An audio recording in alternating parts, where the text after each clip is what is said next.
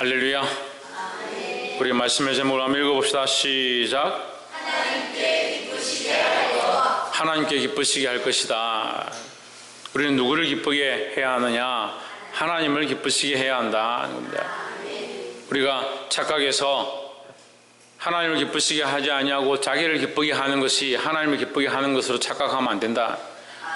우리는 하나님을 기쁘시게 하기 위하여 창조되었고 하나님께서 그렇게 우리를 만드셨다라는 겁니다. 우리는 하나님을 찬송하는 자입니다. 하나님의 이름을 영화롭게 하는 자이고 영원히 그 이름을 즐거워하는 자입니다. 하나님을 기쁘시게 해야 된다. 하나님이 우리를 기쁘게 하는 게 아니라 우리가 하나님을 기쁘시게 할 때 하나님께서 우리 안에 기쁨을 허락하시는 겁니다. 이 원리를 착각하면 안 돼요. 나의 기쁨을 위해서 하나님을 쓰는 게 아니고요, 나의 기쁨을 위해서 찬양을 쓰는 것도 아니고 나의 기쁨을 위해서 예배를 쓰는 것도 아닙니다. 우리는 하나님을 기쁘시게 할 때 하나님께서 우리 안에 은혜와 만족함과 기쁨을 허락하신다라는 겁니다.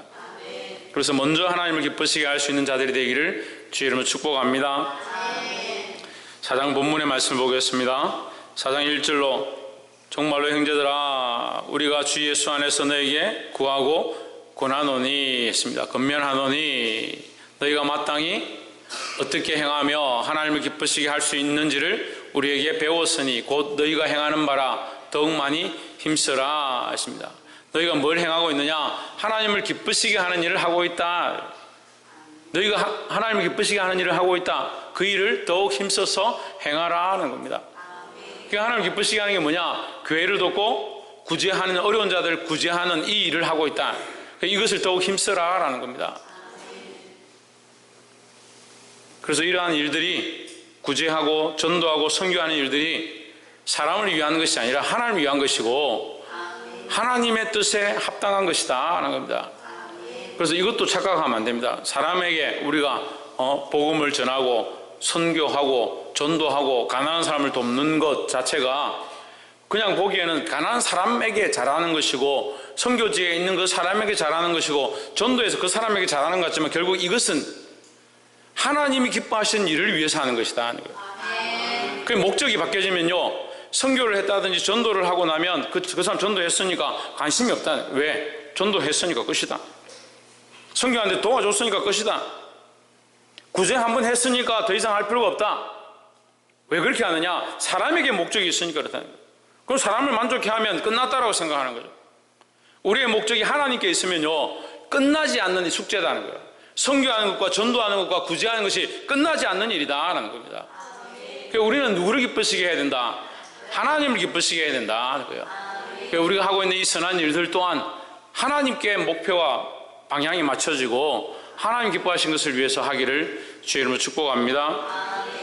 이절에 우리가 주 예수로 말미암아 너희에게 무슨 명령으로 준 것을 너희가 아느니라. 이 무슨 명령이 뭐냐? 하나님을 기쁘시게 하는 거죠. 하나님을 기쁘시게 하는 것. 하나님을 기쁘시게 하는 일들을 얘기하고 있다. 전도와 선교와 구제를 얘기한다는 거예요. 특별히 우리가 하나님 뜻을 따라 이러한 일들을 멈추지 않기를 소망합니다. 3절에 하나님의 뜻은 이것이니 했습니다. 그 하나님의 뜻 가운데 우리가 가져야 될 또한 우리의 모습에 대한 부분이 있다. 하나님의 뜻은 이것이니 너희의 거룩함이라 했습니다. 이 거룩함은 무슨 거룩함입니까? 그렇습니다. 하나님의 거룩함이다 하는 거죠. 그래서 우리의 거룩을요, 세상 사람들에게 맞추면 안 됩니다. 많은 사람들을 대하고 특별히 목사님들 만나서 얘기를 해보니까요, 거룩하긴 거룩한데 어디에 거룩을 맞추냐? 도덕의 기준에 맞추고요, 좀 위대한 위인에게 맞추고요, 좀 훌륭한 사람에게 맞추는 거예요. 그러니까 그 거룩이 어느 기준이냐? 저 사람이 참 봉사 많이 하고 저 사람이 참 기도 많이 하던데 그 기준에 맞추는 겁니다. 우리의 거룩의 기준은요, 사람에게 있는 게 아닙니다. 우리의 거룩의 기준은 하나님께 있어야 하는 겁니다. 그래서 하나님께서 내가 거룩하니 너희도 거룩하라 했으니까 그 하나님이 거룩한 것처럼 우리도 또한 거룩해야 되니까 이 거룩을 누굴 닮아야 되냐? 하나님을 닮아야 된다. 근데 우리가 하나님을 잘 알 수 없고 하나님을 잘 볼 수 없으니까 하나님께서 우리에게 이것을 보여주셨습니다. 누굴 통해서 보여주셨습니까? 예수 그리스도를 통해서 보여주셨습니다. 그러니까 사람이 말하는 거룩과 하나님이 원하시는 거룩이 다른 거예요. 예수님께서 거룩하신데 좋은 말들 쓰시고 좀 좋게 부드럽게 칭찬하면서 하면 좋겠는데 바리새인들과 서기관들이 오니까 이 독사의 자식들 하는 거예요. 이 독사의 자식들아, 누가 너희로 임박한 진노를 피하라 하더냐? 그러니까 우리가 생각하고 있는 이 선의 기준이, 도덕의 기준이 신앙의 기준과 같지 않아요. 근데 자꾸 교회가 뭘 착각하느냐? 도덕과 선을 가르치는 거예요. 도덕과 선을 가르치는 게 아닙니다. 하나님의 거룩을 배우라는 거예요. 하나님의 뜻이 무엇인가, 하나님의 마음이 어디 있는가, 하나님의 초점이 어디 있는가, 그것을 맞추고요, 선교하고 구제하고 전도하고 생명 살리는데 목적이 있어야 된다는 거예요.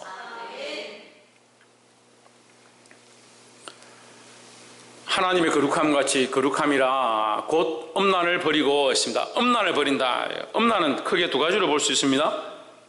영적 엄란과 육적 엄란이다. 영적 엄란은 하나님보다 더 사랑하는 것.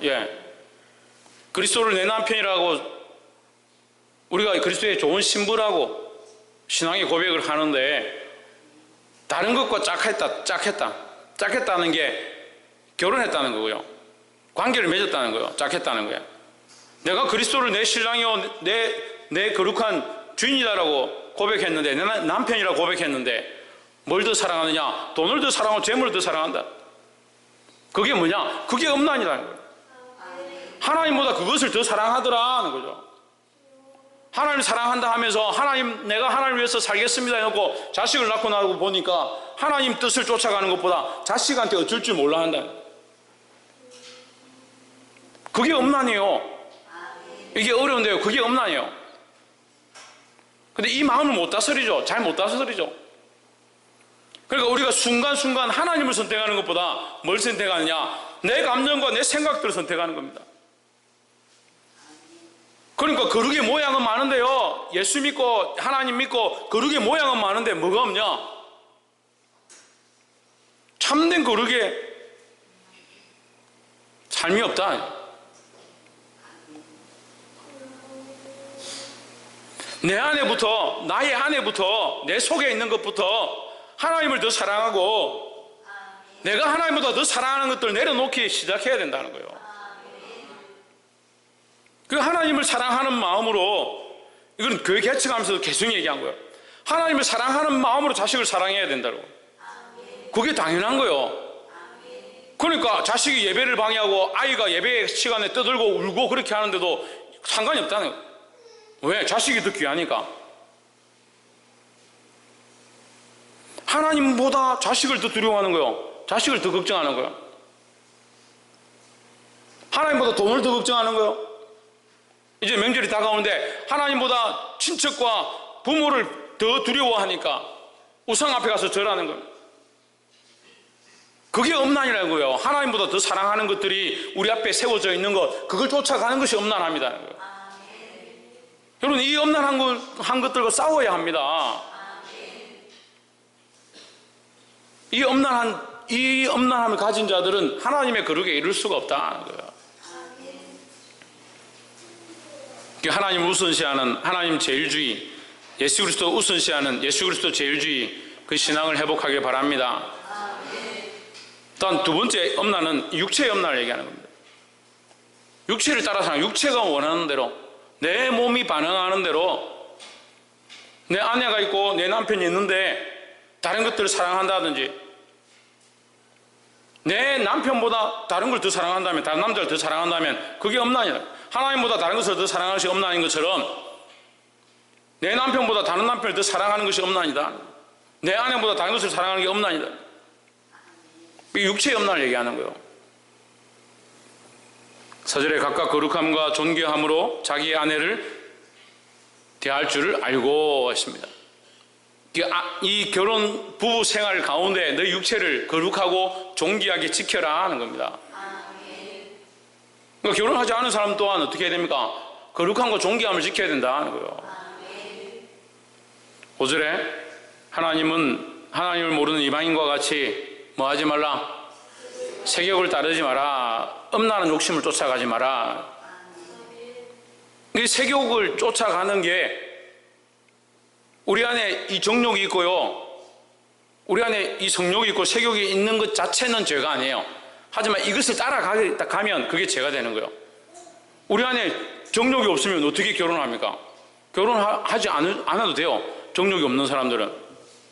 그 사도 바울은 뭐라고 합니까? 정욕이 불일듯이 일어나는 것보다 결혼하는 것이 낫다. 이게 오해하지 마시고, 정욕 자체가 좋다는 말이 아니고 우리를 그렇게 만드셨다. 결혼하게 만드시고 서로 사랑하게 만드시고 우리가 남편과 아내를 만나서 자녀를 낳도록 그렇게 만드셨다는 거죠. 우리가 먹고 싶은 이 본능이 없으면, 식욕이 없으면 어떻게 해요? 아무도 안 먹으면 어떻게 해요? 다 죽죠, 다 죽죠. 이 식욕 자체가 죄가 아니다는 거예요. 하지만 뭐가 죄다? 식욕을 따라가면서 뭐가 되냐? 탐심이 되는 거예요. 탐심이 되는 거예요. 정욕 자체가 죄가 아니다. 정욕을 통해서 생육하고 번성하고 땅이 충만하도록 하나님 만드셨다. 그 자체가 죄가 아니다는 거예요. 하지만 그것을 쫓아가고 색욕 가운데 빠지면, 따라가면, 따르지 말라 했으니까 따라가면 그것이 죄다라는 거예요.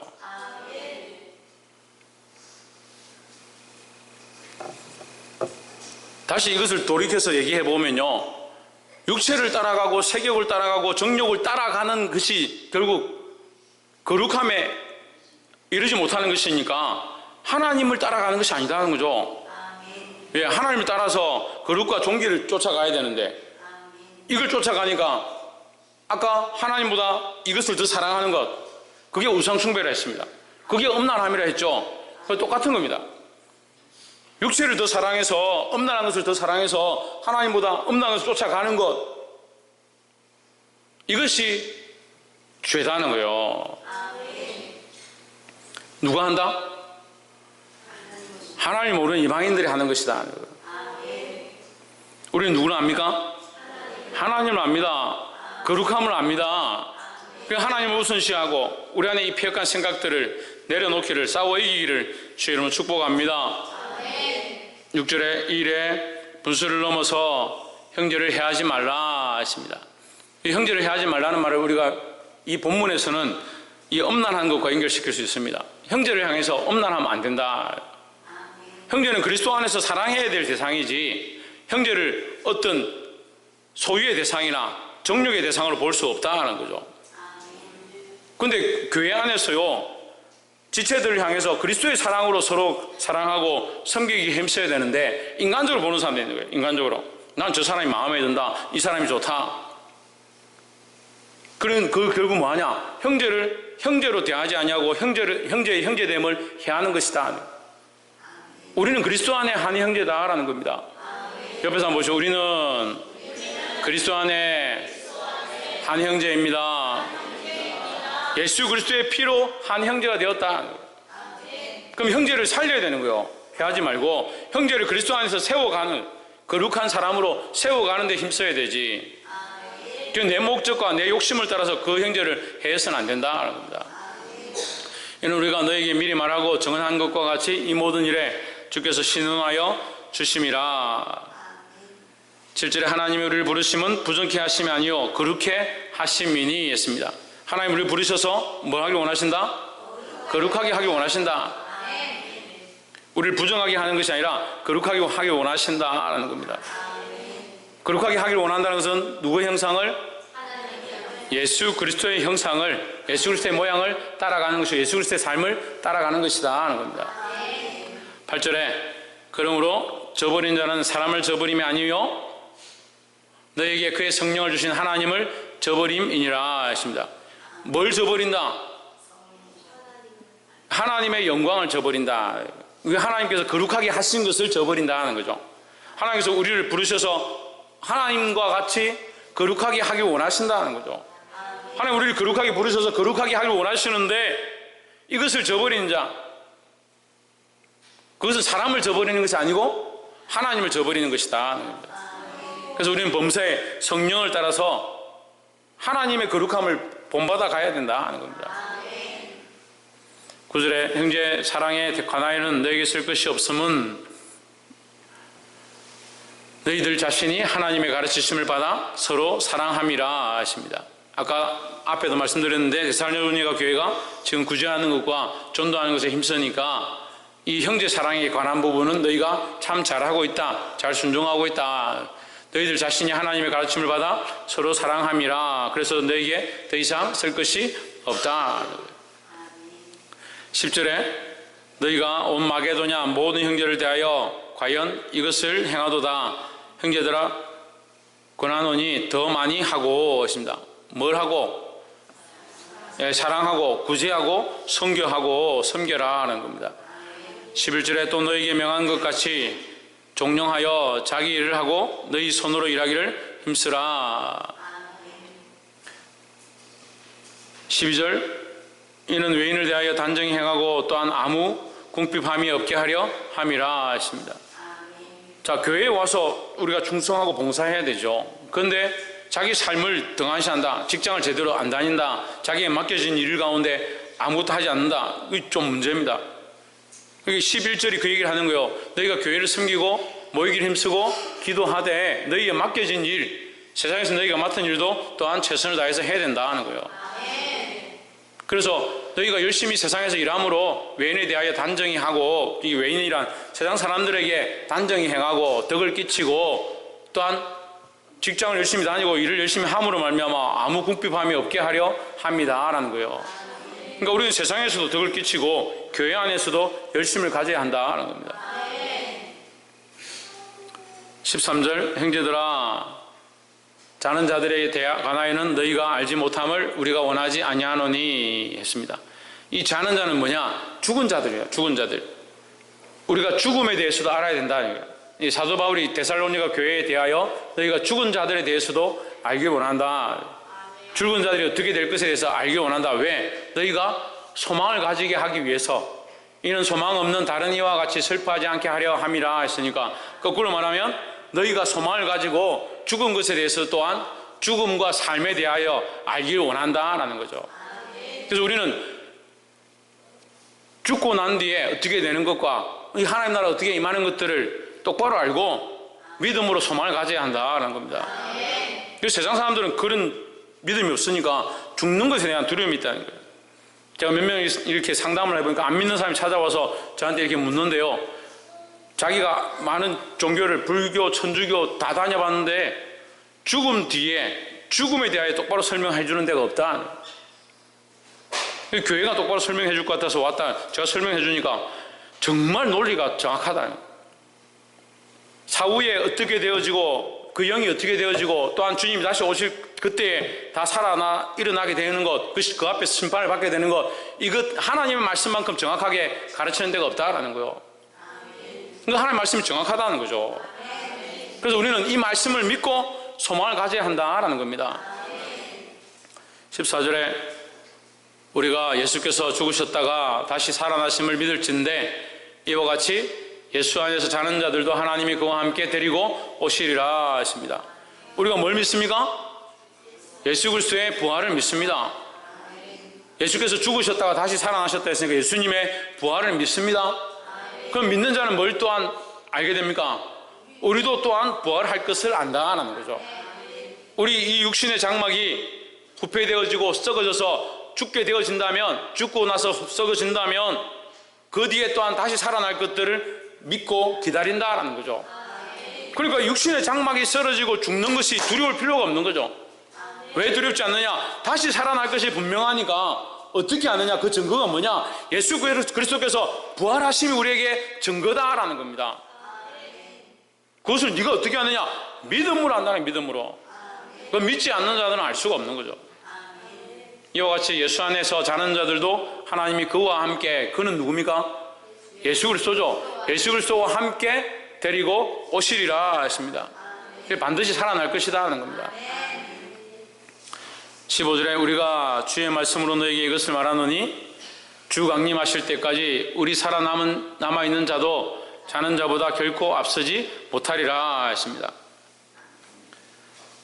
그럼 앞서지 못하면 죽은 자가 먼저 가느냐? 그런 얘기가 아닙니다. 함께 가는데 앞서지 못한다는 말을 왜 하느냐? 이게 함께 가야 하니까 누가 먼저 살아나야 됩니까? 우리는 살아나 있고, 우리는 살아나 있으니까 누가 먼저 살아나야 됩니까? 죽은 자가 먼저 살아나야 되는 거죠. 그러니까 죽은 자들 내버려두고 우리부터 먼저 올라가고 그 다음에 죽은 자가 올 것이다 이렇게 하지 않으니까 앞선 것이 아니다. 그게 똑같다라는 거죠. 이해가 되십니까? 예, 성경에 표현하기를 결코 앞서지 못하리라 이 말은 앞서거니 뒤서거니 얘기하는 게 아니고, 조회찬 앞서거니 뒤서거니 얘기하는 것이 아니라 우리가 혼자 가는 것이 아니라 우리가 지금 살아있든지 또는 죽었든지 함께 가기 위해서 살아있는 자는 다시 살아날 필요가 없잖아요. 새 몸을 입겠지만 살아있는 자가 다시 살아날 필요가 없잖아요. 그럼 죽어있던 자들은 다시 살아난다는 거죠. 그럼 먼저 죽은 자들이 먼저 살아나야 함께 올라갈 것이다 라는 거죠. 그러니까 너희 살아있는 자가 결코 앞서지 못하리라, 함께 가리라 이 말이에요. 16절에 주께서 호령과 천사장의 소리와 하나님의 나팔 소리로 치니 하늘로부터 강림하시리니 했습니다. 호령과 천사장의 소리와 하나님의 나팔 소리인데, 호령이 뭡니까? 온 세상의 모든 권세가 그 하나님의 호령 앞에, 그 예수 그리스도의 호령 앞에 듣게 된다. 그 호령을 듣게 된다. 이 호령은 무슨 말이냐면요, 그 소리에 순종하게 된다는 거죠.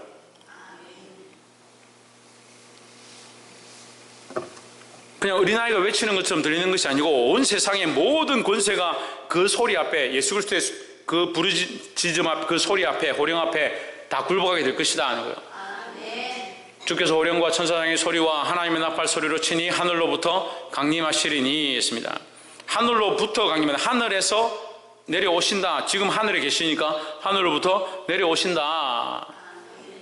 그리스도 안에서 죽은 자들이 먼저 일어나고 했습니다. 우리가 사도신경 신앙고백에도 예수님은 부활하셔서 어디 계시냐? 하나님 보좌 우편에 앉아 계신다는 거죠. 그러니까 하나님의 보좌로부터 지금 내려오신다.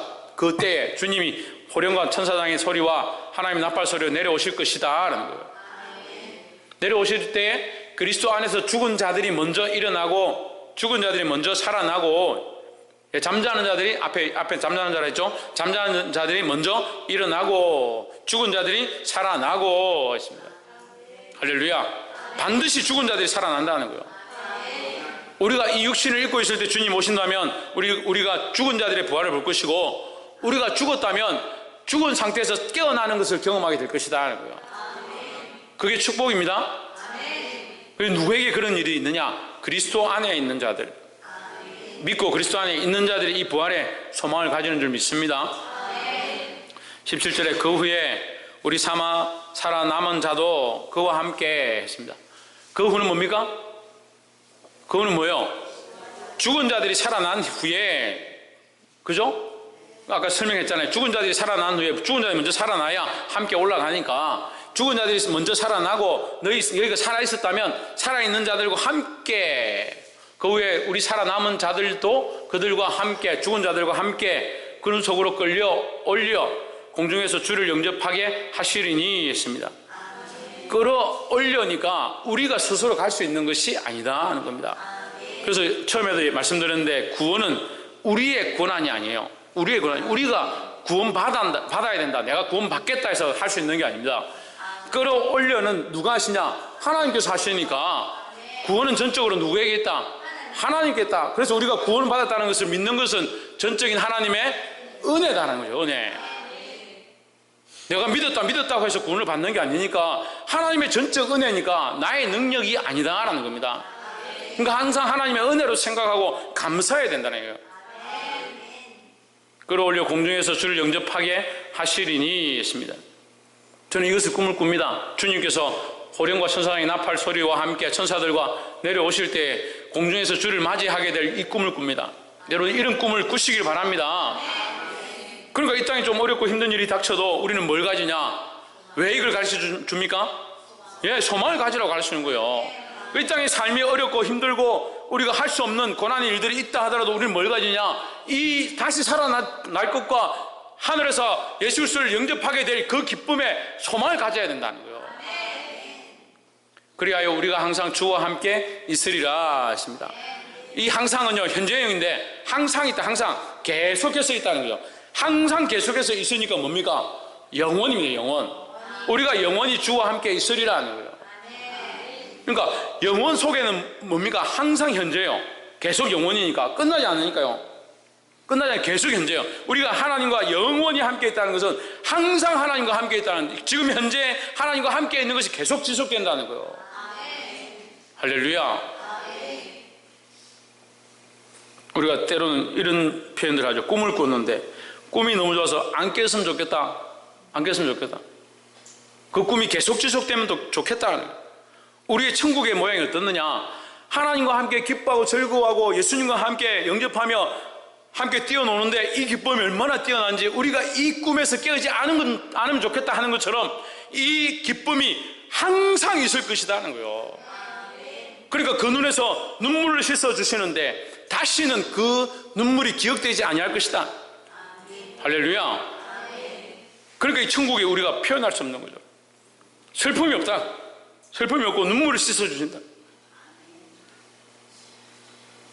이 기쁨을 항상 누릴 수 있는, 영원히 누릴 수 있는 저와 여러분 되시기를 주의 이름으로 축원합니다. 18절에 그러므로 여러 말로 서로 위로하라. 어떻게 위로합니까? 이러한 말은 무슨 말입니까? 소망의 말이죠. 그렇죠. 소망의 말이죠. 이 천국에 대한 소망의 말이죠. 다시 우리가 주님을 만나게 될 소망의 말이죠. 죽은 자들이 살아나게 될 소망의 말이죠. 이 소망의 말로 서로 위로하라는 거예요. 다른 쓸데없는 거 가지고 위로하지 말고 내일 뭐 치킨 먹으러 가자, 맛있는 거 먹으러 가자, 그런 거로 위로하지 말고 이 소망의 말로. 그 이 땅에 어렵고 힘든 일이 있어도 지금 당장 육체가 아프고 괴로워도 우리의 소망은 어디 있느냐? 천국에 있다는 거예요. 반드시 주께서 오셔서 우리를 위로하시고 우리를 하나님 앞에 서게 하시고 함께 영원토록 즐거워하게 될 그것들을 꿈꾼다. 이러한 말로 서로 위로해라 하는 거죠. 할렐루야. 말씀을 맺겠습니다. 교회는 구제와 선교와 전도를 쉬지 말아야 한다는 거예요. 더욱 힘써야 된다는 겁니다. 더욱 힘쓰되 특별히 음란한 것들 버리고 세욕을 버리고 그리스도 안에 거룩함을 입어야 된다는 겁니다. 형제를 향하여 폐역한 생각들을 벗어버리고 형제를 해하지 말고 사랑으로 서로 섬겨야 된다는 겁니다. 더 나아가서 우리가 이 죽고 사는 것에 대해서 모르기를 원치 않는다. 알아야 된다는 겁니다. 왜 알아야 되냐? 우리에게 소망을 주기 위해서 알기를 원하신다 말씀하셨습니다. 그러니까 우리 안에 뭐가 있어야 됩니까? 이 말씀으로 우리가 소망을 가지면 서로 뭐 할 수 있다? 서로 위로할 수 있다는 거예요. 그래서 괴로움이 있는 형제에게, 고통이 있는 집안에, 상이 있는 집안에도 우리가 찾아가서 뭐 할 수 있냐? 위로한다. 왜?